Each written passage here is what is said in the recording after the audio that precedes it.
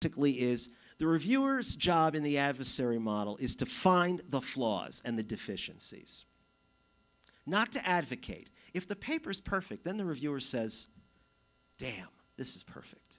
You should take this.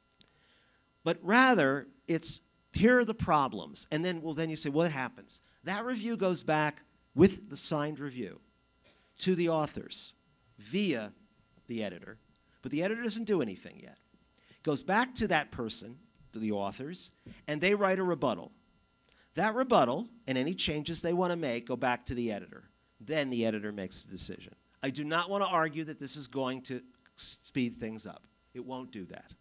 What it will do is it means now everybody knows who everybody else is, and it means there can be a direct addressing of comments so that the person can either explain and defend what they did in the paper and what they found, or they can't. It still does, in this case, put a lot of the effort into the editor's final decision. Now, why does Bornstein like this? The thing Bornstein really likes about it, and I think after reading him I'm convinced he's right, is he says a lot of reviewers end up looking for stuff that's not really that essential. But they're looking for something because they know they're supposed to be competitive. They know they're supposed to be discerning. And we know, there's actually is some social psychological work on this, that if you're negative, you're more likely to gain points than if you're positive. God forbid you should say, this is great, and and some other reviewer says, no, you look bad. There's a social psychology of this, and I also will say that I think some reviewers are more interested in, this is unfair, so I'll say it. Some reviewers early on may be more interested in impressing the editor than coming to the scientific value of what they've read, because there is a social psychology of this process, and we don't like to talk about it. It just sort of stays in the background. The other reason Bornstein likes this, though, is he says, let's not have them deal with all of that sort of, well, I'll tell you about the positives, I'll tell you about the negatives, or I'll say, this is good, but it doesn't quite make a substantive contribution. And then they never explain what that is. He says, get rid of all that. Find the negatives if you're the reviewer, and then give the authors the possibility of refuting it. And then the editor decides whether, in fact, that makes sense. The other possibility. Open commentary on the web about articles that are submitted for publication. Now, the first thing I want to just say briefly is open access is different from open commentary. Open access is a completely different issue about whether people own their own work and whether it can be distributed to anyone. And we're not going there because that's not the realm we're really interested in here. What we are interested in is, should there be open commentary on papers that are submitted? That is, if somebody submits a paper to a journal, what about the possibility that that paper, with, of course, the author's agreement, they don't submit it there or they say, you can do this, it goes on the web, it becomes open, you learn about it or can learn about what's been submitted, and then anyone can comment on it. Now, initially, it's the reviewers that comment on it, but the reviewers' comments are public. You might say that seems like a bad idea, but one, increases accountability. It also means that in response to this, the author the submitter can respond. But it also does something else that I think does play a role in reluctance of reviewers, and that is reviewers actually don't get credit. Yeah, they'll put you on an editorial board and they'll put your name on it, and that will mean something to your department. But maybe it would be more useful to actually have public access to who says what and when. I know some people are scared by that prospect. The British Medical Journal and Lancet are trying these options. They're actually doing it. They've got situations where people can submit. They don't have to agree to open commentary, but they can. And everything goes on, and it's publicly available to the authors, and it's publicly. People can see this. One way of doing this in some fields is by having that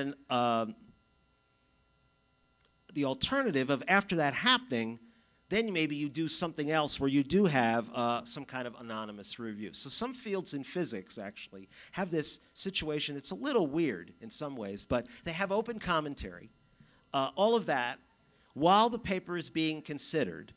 All that does appear on the web. And they do use anonymous peer review, but they also have as a complement, you can see what the arguments are and what the paper is, et cetera. BMJ, the British Medical Journal, and Biomed Central are going to be doing this kind of online open review of submitted articles, followed by open commentary online prior to publication. And then all of that is going to continue to appear. It's always there. Now, you might say, too much junk on the internet. No, because you don't have to see that. You can just see the article, or you can go and see what the commentaries were by the reviewers, and you can see the responses made by the authors. And, of course, the editor's letter as well. It makes everything. That's what I mean by open access. Do I think this would be a great thing to do? I think it's an option that ought to be considered. One of the things that's very nice in these medical journals is they allow for future commentary. And if those of you who happen to read Lancet or the British Medical Journal know that you continually get commentaries. And they have space for them because they can put those on the web and you can actually look. And they'll say, these are the most recent responses. Now, there's also this model that Harry Reese mentioned in his newsletter column. And I want to mention that there's one thing about that column which is a little bit confusing, and that is he talks about open access, but he's actually putting together lots of different things. So I'm talking about the review process, and that's different. I'm talking about opening that up. In Archive, which is a physics science, started as a physical science place to publish, they do basically authors submit right there. They get commentary from anyone who wants to go on it. They don't have reviewers. They have people who go on who see the title, they know what it is, it's relevant to their research interests, they read it, and then they can comment anytime. And the author, of course, can comment back. And all of that occurs. Now, those papers on Archive, can be submitted and published in other journals. And some of them are. But most of them aren't. The physicists don't feel the need for that. So lots of Archive papers are on Archive, they stay on Archive, with all the commentary and all the rebuttal, and anyone can read them whenever they want. The physicists decided they didn't really need to put it in paper, and they liked the fact that they could do this. Some, of course, do actually submit it and get the other review, but they haven't felt the need to do that. I might add the person who created this, a physicist at Cornell University, won a MacArthur Genius Award for this creation. I assume there were other things as well that he did. Okay, so what am I basically arguing for? Again, I want to reiterate Richard Smith's statement. If you use open commentary or you use some of these other systems, you're really understanding the fact that fundamentally, as Richard Smith is saying, publication is not the end of the process. And actually, I think, in some ways, he's stating the obvious. Any of us who are scientists know that no paper ever remains stagnant. It changes over time. Sometimes it changes for the best. More people read it. We get to be famous.